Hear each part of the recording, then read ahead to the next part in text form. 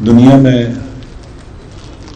اتفاقی حادثات وجود میں نہیں آتے کہ اتفاقاً ایسے ہو گیا ہے. ہمیشہ جو بھی واقعہ رونما ہوتا ہے اس کے اسباب ہوتے ہیں, اس کی وجوہات ہوتی ہیں. ممکن ہے ہمیں آج وہ چیز نظر آئے لیکن اس کے پیچھے ایک بڑی طولانی ایک سلسلہ ہوتا ہے. جس دنیا میں ہم رہتے ہیں, مولا علی علیہ السلام کا قول ہے کہ من عرف الزمان امنا, جس نے اپنے زمانے کو پہچانا وہ سکیور ہو گیا, وہ محفوظ ہو گیا. جس دور میں ہم رہ رہے ہیں اس کی شناخت بہت ضروری ہے. اس وقت پاور شفٹ ہو رہی ہے ویسٹ سے ایسٹ کی طرف. یہ خود دنیا کے بڑے بڑے مفکر لکھ رہے ہیں.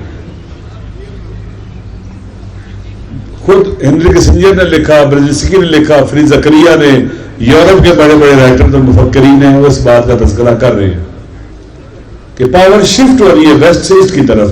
تاریخ میں یہ سرکل چلتا رہا ہے ہمیشہ. اب اس شفٹ آف پاور کو کیسے کاؤنٹر کیا جائے, کیسے سلو کیا جائے, روکا جائے. پاور کس کے ہاتھ سے شفٹ ہو رہی ہے اس کی طرف؟ امریکہ اور یورپ کے ہاتھ سے, ان کے الائز کے ہاتھ سے. کیسے کاؤنٹر کیا جائے, کیسے روکا جائے اس کو؟ اس کے لیے انہوں نے ڈفرینٹ لیئرز بنائی ہیں. ان میں سے ایک جو چیز ہے وہ ہے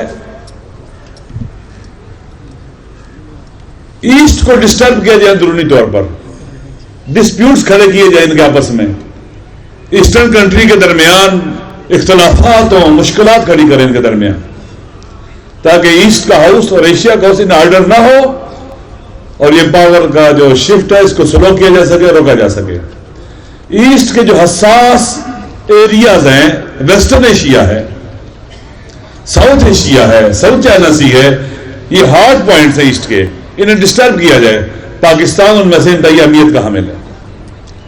ساؤتھ ایشیا کا دل ہے پاکستان, اور شفٹ آف پاور کے لیے گیٹ وے ہے Pakistan from west to east کے لیے. اگر پاکستان کو کنٹرول کیا جائے, پاکستان کو ڈسٹیبلائز رکھا جائے, کمزور رکھا جائے, اسے اپنے ہاتھ میں رکھا جائے. ایسٹ بہت اہمیت کا حامل ہے. ایشیا آپ دیکھ لیں, آبادی کے لحاظ سے سب سے بڑا کنٹیننٹ ہے, ریسورسز کے اعتبار سے بہت بڑا ہے, اب منڈی بہت بڑی ہے, اسکل مین پاور بہت زبردست ہے, یہاں پر لیبر سستی ہے, ترقی یافتہ ممالک موجود ہیں, تہذیبی حوالوں سے بھی بہت رچ ہے. دنیا کے تمام بڑے بڑے جو ادیان ہیں ان کی پلیس آف برتھ ایسٹ ہے, ایشیا ہے, اور اس میں پاکستان بڑی اہمیت کا حامل ہے. لہذا پاکستان کو ڈسٹیبلائز رکھنا ہے. ایک لیئر جو انہوں نے بنائی وہ اسلاموفوبیا ہے. یو ایس ایس آر کے ڈاؤن فال کے بعد انہوں نے اپنا دشمن اوپنلی اسلام کو بنا لیا, اور اسلام سے لوگوں کو ہراس کرنا, ڈرانا, اسلام سے خوف دلانا, جس کے نتیجے میں بنیادی انسانی حقوق مسلمانوں کے پامال ہونے لگے, ڈسکرمنیشن پیدا ہوگی, اور مشکلات جو وہ بیان ہو چکی ہیں. یہاں پر خان صاحب کا نقش رول کیا تھا؟ جو عالمی قوتوں نے اپنی ہیجمونی کو باقی رکھنے کے لیے جو منصوبے بنائے ہوئے تھے, خان صاحب نے ان کے مقابلے میں کھڑے ہونے کا اعلان کیا. یہ بہت اہم نقطہ ہے کہ ایک شخص ساؤتھ ایشیا کے اندر بیٹھا, دل ہے جو ایسٹ کا, ایشیا کا, وہاں پر بیٹھا ہوا ہے, اور وہ ان کی سوچ کے خلاف سٹینڈ لے رہا ہے. اسلاموفوبیا میں ایک بہت بڑا حربہ تھا جس کے نتیجے میں اپنی سوسائٹی کو اپنے ساتھ امان رکھتے تھے, جو ان کے رائے عامہ اس کو اپنے ساتھ رکھتے تھے, اور پھر مسلمانوں کو وہ نقصان پہنچاتے تھے. ایک کتاب ہے a peace to end all peace, David Fromkin کی کتاب ہے, وہ پڑھنے والی کتاب ہے, فرسٹ ورلڈ وار کے بارے میں ہے. اور اگر آپ اس کو پڑھ لیں تو آپ کو آج سارے کے سارے حالات لگے گا اسی طرح سے ہو رہی ہے. مسلمانوں کے اندر انہوں نے تکفیریت کو رواج دیا, دہشت گردی کو رواج دیا, دہشت گرد گروپ بنائے، خود بنائے. امریکہ کی جو وزیر خارجہ صاحب آتی ہے ہیلری کلنٹن، اس نے خود کہا فلان دہشت گرد گروہ ہم نے بنایا ہے، تاکہ مسلمانوں کا امیج خراب کیا جائے، اسلام کا امیج خراب کیا جائے. خان صاحب نے اسلامو فوبیا کے حوالے سے یونائٹڈ نیشن میں سٹینڈ لیا، اور ان کی کئی سال کی جو کوششیں تھیں ان کو ناکام بنا دیا، اور اینٹی اسلام فوبیا ڈے منایا گیا 15 قرار دیا گیا 15 مارچ کو. یہ گویا ان کی جو یلغار تھی اس کا راستہ روک دیا گیا، اس کے آگے ایک بڑا بند باندھا گیا. اور یہ الحمدللہ ذالک فضل اللہ یؤتی من یشاء، یہ کام جو اللہ تعالیٰ نے عمران خان صاحب کو سونپا عطا کیا. اسی طرح سے پاکستان کی خارجہ پالیسی بہت اہم ہے. نئے افق تلاش کرنا، جمود کا شکار جو ہماری فارن پالیسی تھی اس جمود کو توڑنا اور نئے آفاق تلاش کرنا، اور پاکستان ایک ساورن کنٹری، آزاد ملک، مستقل ملک بنانا. جو پاکستان کے اندر جو مقتدر غلام طبقہ ہے اسے قبول نہیں تھا. یہ انتہائی خان صاحب کی ایک مظلومیت یہ ہے کہ اس بلند قد و قامت کے مالک شخصیت کا مقابلہ انتہائی بونے، چھوٹے، گھٹیا، حقیر اور پست لوگوں سے ہے، جن کے اندر کسی شرف کی نشانی نہیں ملتی ذرا برابر بھی. بہت چھوٹے جو گھروں میں گھستے ہیں، جو عورتوں کو مارتے ہیں، عورتوں پر ظلم کرتے ہیں، جو کسی انسانی ویلیو کے قائل نہیں ہیں. یہ نہ اسلام اجازت دیتا ہے اس کام کی، نہ مشرقی تہذیب اجازت دیتی ہے، نہ انسانی قدر ویلیو اجازت دیتی ہے ان چیزوں کی جو یہ کر رہے ہیں ہمارے ملک کے ساتھ. آپ دیکھ لیں کتنا ڈر ہے انہیں، کتنا خوف ہے انہیں. خان صاحب کے ساتھ انہیں گولیاں ماری انہوں نے، ڈر جائے گا، وہ نہیں ڈرا. ان پر مقدمے پر غیر قانونی اصل غلط قسم کے مقدمے بنائے جو کوئی بے سری ہے، یہ خوفزدہ ہو جائے گا، وہ نہیں ڈرا. اسے جیل میں ڈالا گیا، وہ نہیں ڈرا. اسے سزائیں دی گئی، وہ نہیں ڈرا.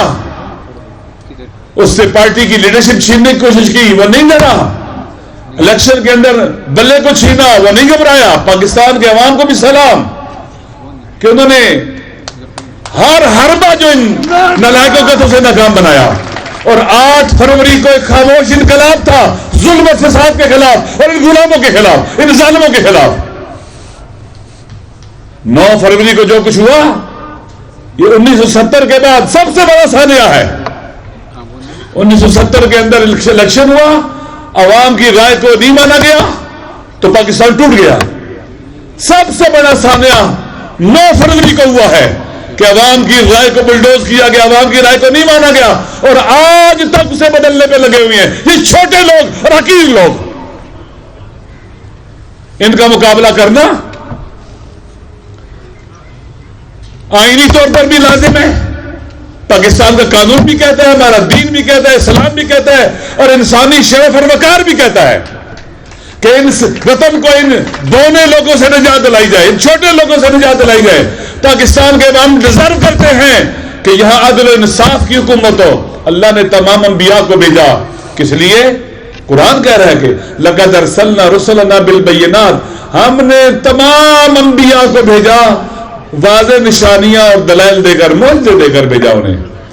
وَأَنزَلْنَا مَعَهُمُ الْكِتَابَ وَالْمِيزَانَ، ان کے ساتھ کتاب نازل کی، منشور حیات اور زندگی نازل کیا، میزان حق کو باطل دیا. کیوں؟